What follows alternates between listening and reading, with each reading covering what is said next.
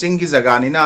border area ताइनबो जगानीना मधु याम लाइन चंगलकपा जगा अमदि ओइ मसे सोइदमके हुजिके इकोइ हाना लैजबा indigenous people नत्र indigenous tribal mayamsi नमतगा अदुगुम्बा म्यांमार रोमदकी particularly मंगदे चंगपा कुकी जौमी अदुगा कोइगी कनो मार कनो कांगु हाइबा तारेको सिगी कांगु सिंगिना लोइनमक ngasi laisala kanda irang sagatpa even makoina say koigi nongmai gumba kari gumba transportation mayam ama illegal transportation aduga supply toba the karbra toba mayam tawre si koi hande dum khangle ba potni masi di lai masi nakalam da thangura kanda free movement regime ki pot ko na samai laitre ko tre hairaga su adu yam sang fencing si horga laibni na madu ki khudong chablo chang pune habsi mayam na khangna wafam ni masi di yam trai trai na mu nakalam rom da thongisi amarom da soidana tawro pot amane khanga ju hekta uji anakpada koi mamang diang biu langkol ki reserve forest protected area ki jaga singse leramiba kuki masing adagi chekon area da leramiba inak nak pa imphal mayonda si leramiba mayam singsina imphal ki jaga adwai da tariba population dagi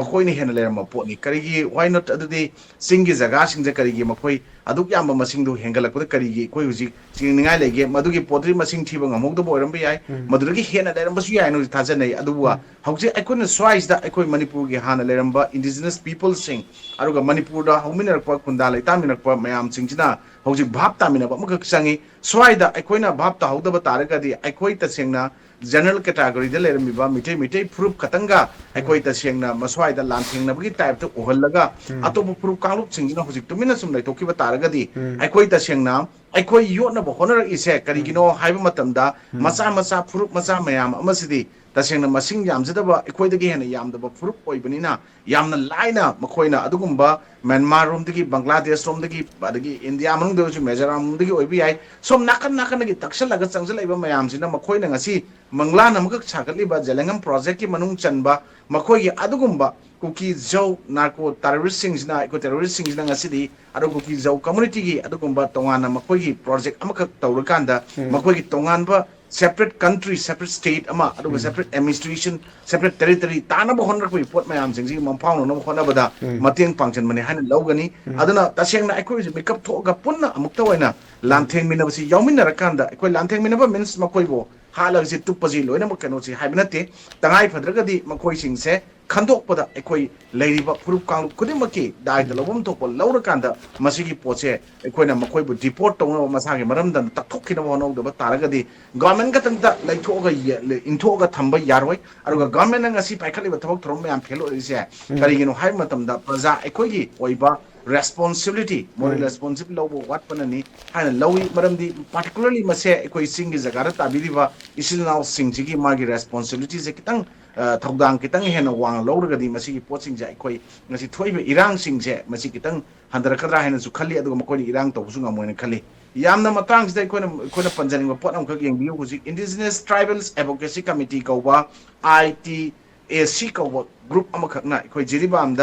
ki SP na jiribam ki modbung village ta ikoi MR ki person manga khak madu thambagi matang da makoi objection tawi kuki jaumi aduga margi adugumba area sing da sumana thamak posina adugumba Manipur police natraga Manipur gi adugumba MR sing aduga Manipur gi leiba MR leiba sing SP tolaiba kangu sing jiga aramba tengol ga maitai militant sing manaraga ekoi suma maina sumba kuki jaumi mar area sing sida ekoi sumani irang hen thona ba pot pani kaina makhoi adugumba indigenous tribal advocacy committee kaina ma thonjala kanda makhoi even kuki mar aduga jaumi kangu sing sina makhoi ji indigenous cyber terms yam toina makhoi association organization sing da sema kanda masi season aiba potse makhoi da chengna maikhum sing ase malem gi miyam mamangda ekoi yellow fruit yellow me aduga ekoi horak karak pani mafum sigi haba unna hona bada makhoi na asaba history gi mathakta tongan makal gi organization association sema ise mas indigenous size aina he toina aijabani makhoi di indigenous haidong mate it should be termed as illegal haigadamni illegal tribal advocacy committee kana haigadamni aduga illegal tribal indigenous tribal leader from have mode in illegal tribal leader from haigadamni and toina aijariba makhoi habitual liars mayam singchina ngasadi Manipur gi adugumba tangdu laita ba punsi mangasi thugai bidana tana se India ki democracy aduga India ki constitution chaliba laibak si koi ta sen constitution ki value lehendaba aduga tasengna constitution the piriba madugi chana kanglon law orders rules mayam sing basic chana pungan lai do mayam sing se makoina semba rule kharna ekoi law mayam sing yai khaira ga thingai ga chana ba khona rak poda ngasi de adugum makeup thok ta ba puru kanglu mayam ama lai buduna ngasi de adugum ba ai ngasai panjagi ba ekoi ta sengna haiba taraga di ekoi gi keno si ekoi moi gi puru makoi na hujik si even keno da makoi gi jaga da ta sengna changba matam da fawo da ekoi gi kari hai tare koi keno da koi gi ayaba si koi lamka district changba matam da lamka gi keno da koi indigenous tribal leader forum gi moi gi chairman defense department ITLF naga pasi pir kanda ngasai lamka district changba gi keno hujik viral ore maitai pangal bokta koi gi 24/9/2024 dagina 2014-2024 boki changbagi adungu maitai pangal gi bokta even dukan phunjaba dukan gi pochai business tabu bokta samaina people film chatharak pa swais dai khoi gi central paramilitary forces state forces sing sina masigi pochai sukang khang dabra aduga kari gi damakta makhoi gi matakte action lokutri aduga adumba indigenous tribal leader forum na ngasi issuing authority oi ina ngasi adugum makhoi gi jaga chakpasing duda makhoi na pass ka pira torok pa haibasti da sema lenga ki oiba law and order sing si loina makhoi na paishal kan makut lo paira kanda lenga ki adugum governance ki good governance oina honri ba sasan to honri mayam gi mingchet thina ba madi kai na to mayam sing si su ngasi di adugum ba langna ba phana ba ngamdana aduga ta seng har ga di makhoi ji control to ngamdana no no tholai ba se ai khoi law gi matungina aduga as per law of the land khoi India da chanari ba law khoi Manipur su even India da merge to ramina India gi law chanar ga laibani na matamum ning to palinga lewa matam mama princely state ori matam du oidrabani na India gi law si gi matungina hujik mamang da khoi IPC CRPC evidence lerang budu mahut silaga BNS ton ba laiba law no ba sing si matungina sugumba criminal conspiracy na criminal singi mathakta piba yaba adugo punishment mayam singse yamna happy oba exemplary oba punishment khara pihogdaba taragadi ngasi makhoina lam taksalakpa lam khopsinba aragi makhoina adugumba sasan toksalakpa government ama lai haibagi adugumba ikai khumnaba thamaktaba aduga makhoina government ama dauna gatesengna haragadi ngasi thabuk toksalakpa makhoigi government ama laiba dauna machengna makhoigi adugumba organization association sing da bokta even example oina kupi NP Manipur kuki NP Manipur gi art da kuki haidunda makhoigi kanogi proof to gi represent tawgasu NP Manipur haibasti government of Manipur haibane sigi government of Manipur haibase public domain na matam sang na sungasi bok thamala pada both center and state center na sukashi taw bungam da tum laiba gi mong laiba makoi illegal natak unlawful association organization CSO national lokthok ta basu mayam singse kodak da ta phagat laga lokthok punishment sing piyum thok pihogdra di hauji ikoina even Tamelong gi natra Kamjong gi natra any jaga Palen gi natra More gi Technopol gi any jaga sing da makoina thomsal laga mayam ama huchal laga laishal laga na makoina swaida indigenous people oina saraga le koi pot lai base masing chum henzal laga da ikoi ngasi di mapam gi jaga da henzal lai base ching gi jaga da henzal lai base natana tampak ta bokta makoina henzal laga le rambani andaki adugumba Jalangam project ki makhwang yanglian charu tek ki basdi akogi May 2023 gi hogiba sumbo confliction ni aduga masigi pochigi hogro pot di ekoi mayam kanare dum ayamana dum ainare madurai pot da ekoi government of Manipur gi honorable CM N Birena war on drug 1-2 adagi encroachers of illegal immigrants narco terrorists in reserve and protected area hill area Manipur da lak padugi pot mayam duna madugi pot da ekoi takhaina honor koi tawbani aduga madugi matakta huji amo free movement regime adagi border pillar fencing gi matang sumba mayam sum matang NRC gi matang toropusina haibasi achumba wafam orakpanina sukumba mayam sing sin nang khaina honorakpada adugumba narco terrorist sing aduga ngasai gi kona kuki jongmi mar kangu sing sina ngasi toriba lalong lanjang aside makoi ta sengna government gi base year 1961 oriba du kona prajamiam aduga civil society organization stakeholder mayamna 1951 da base year oiji haibadu bokta chai tara kana da bokta makoi na madu pam da badagi till that hoji fawda laiba kuki fruit ki manung da chenghaliba makoi na singase masi ta sengna indigenous tribals kaino singni Manipur gi soil se lerakpani haiba tahanna bagi bargaining ama tawbuda ngasai makoina separate administration gi tan bagi maikhum du uppaga separate union territory ma tan bagi maikhum uppaga torobagi lanjang singdra makoi gi mi masing je sibok lei makoi gi lalong sing yatpam thangda han masana ya tho leigramnina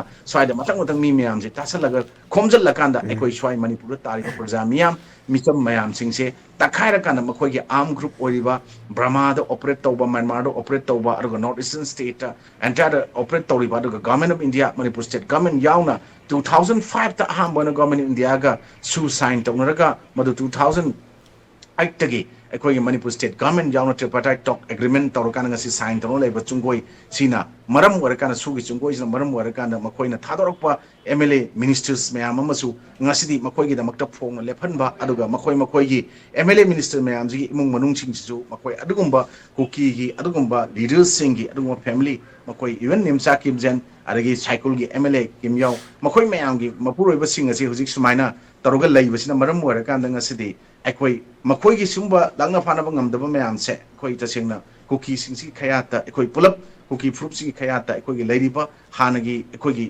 ꯍꯧꯃꯤꯟ ꯀꯥꯃꯤꯟꯅꯔꯛꯄ indigenous people mayam aruga furup kanglup mayam chingase loina yot kheba yabagi phibamdugi chap chaba ekoi mapan tholokpa yamna example oiraba adugumba step amane na ai sumaina thamjage tarase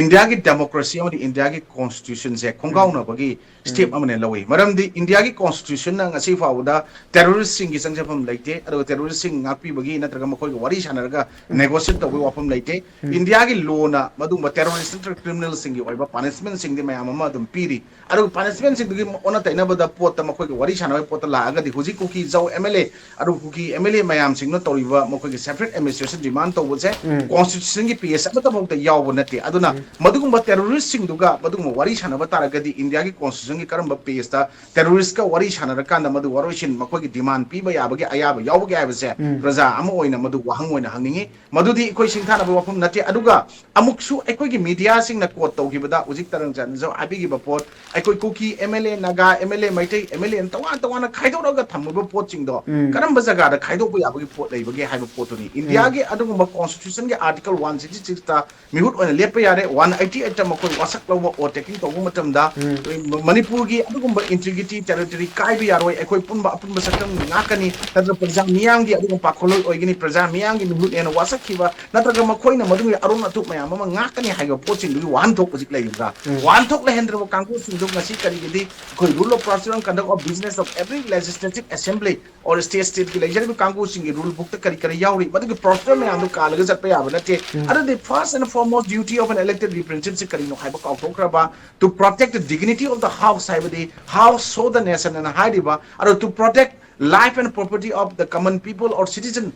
madu haiba mayam du wahan thok le halak ta makoi no thugaiba life and property protect to mota life and property destroy to damage to the mateng pangjan ba kuki lalo sing du ga manar kan kuki lalo ne sponsor to thar makoi na adugum ba tongan ba madugi oiba process mayam kala process mayam kala to chan ba ya ba India gi law chana da ba ai nga sai haiba law haiba di parliament and court na man society se chiliba mayam sing ase koi chamin na ba ya na punjan min na ba ya na ba sema posak am orga su makoi na semba rule tu gi na dugi makhada lo me am tham makana chatkadam ne habgi pot am da laiba pot se swai da gi hauna lan ba pot na karai digi ko sing tani ngai over step oidano makhoni wari chagadam nate makoi sing zai go opinion oinati loina mak book tawrkanda as per law of the land makoi chap punishment pigadam ne mamang round high da amko chan janjari madudi kari no high kanda sigumba madugumba law thugai ba law breakers me am sing sina madugumba makoi na tongan ming thol me am senior kanda law makut da paira kanda adugumba citizen me am ma India gi oriba India gi manung da kunda mindan raga leminari ba koi ta seng Manipur gi adugumba mini India ne kai ne so hairi ba koi furup ni fu muk leiba recognized tribe na kuntra mari leraba adugumba state asida koi Southeast Asia country manung da maning makha tamna ningthok panba lebak amona before 1949 India da merged out ngai lera me haiba sema koi chungba me amsna arahan ba wan to ama to khanchan to akanda wan to ko helakanda history ama create to kanda adugumba maitai gi oiba ngasi lejaramba adugumba sasan maitai gi kingdom aduga maitai gi kingdom gi khoi gi Manipur sasan torba pot sidi matam ma khoi British period ta khoi gi thengna gi land me amda makhoi gi kai gum ta yawbana te makhoi karim ta leite aduga makhoi di chenga lamda mas minai oina porokibne haiba se aina haiba nate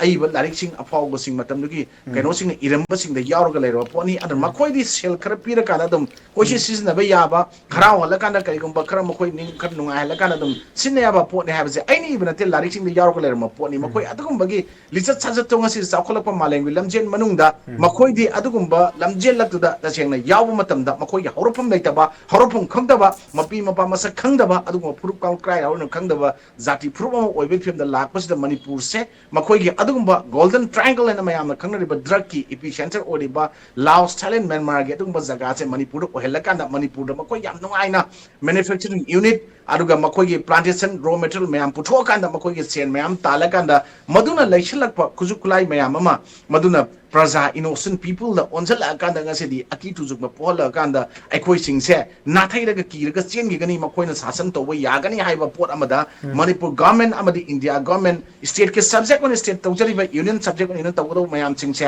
aikoi na makoi gi lengak sidi yausal kanda aikoi na MP oina MLA oina minister oina election ma taragadi aikoi gi lalhobagi pangan aikoi gi terrorist oiba yamna terrorize oiba mongda praja miyang ki han makol mayam si yagani haiba pot makoi na thautorpo step singi manungda amane lawi aduna sigi manung sigi part madugi ama oina makoina tawi pot mayam singja mamangda aikoi na thokiba ngasi dai matam kuidringa da kutek pa matam mamang thoki pot amaka ningsing labada aikoi angang ahung kha parekha thabagi chatpa matam da Google gi adung mapping chatpa matam da amadi nantho hore ani ma phawre ha hostess oina thamagi pot se hostess si karana thamnage hostess je terrorist kanguna tawba poni aduna madugi pot chapchana moge indigenous tribal leader program na traga kotu mayam changduna makoi gi adum mouthpiece oina madugumba koigi lalhoba singi wangang loi natraga mapan thongna magui puthokpa propaganda mayam ngangal indigenous tribal leader forum khangde kotu khangde keso khangde mayam natraga makoigi civil society organization khangde village ki chief khangde masida aina haijari marum kaino village chief yaroi kaino haikanda